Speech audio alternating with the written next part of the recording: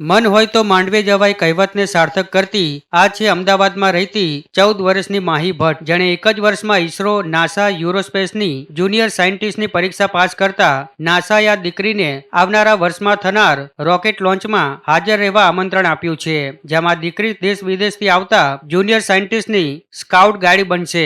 અમદાવાદના વસ્ત્રાલમાં એક સામાન્ય પરિવારમાં રહેતી અને 1 થી 8 ધોરણ એએમસીની શાળામાં ભણેલી માહી ભટ્ટ જ્યારે નાની હતી ત્યારથી તેને વિજ્ઞાનમાં ખૂબ જ રસ હતો અને શાળામાં યોજાતા દરેક સાયન્સ ફેરમાં તે ભાગ લેતી હતી. જેણે 1 વર્ષની મહેનત બાદ નાસા, ઈસરો, આઈઆઈઆરએસ, યુરોસ્પેસ એકેડેમી અને યુનોસ્પેસ જેવી પ્રતિષ્ઠિત સંસ્થાઓ દ્વારા લેવાતી જુનિયર સાયન્ટિસ્ટની પરીક્ષા સફળતાપૂર્વક પાસ કરી છે અને 78 જેટલા સર્ટિફિકેટ મેળવ્યા છે.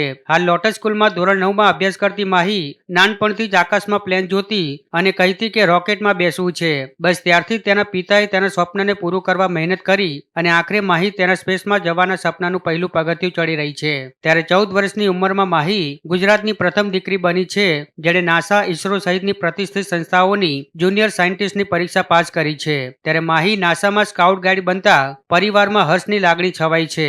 સાથે તેની ઉંમરના બીજા વિદ્યાર્થીઓ માટે પણ પ્રેરણારૂપ સાબિત થઈ છે.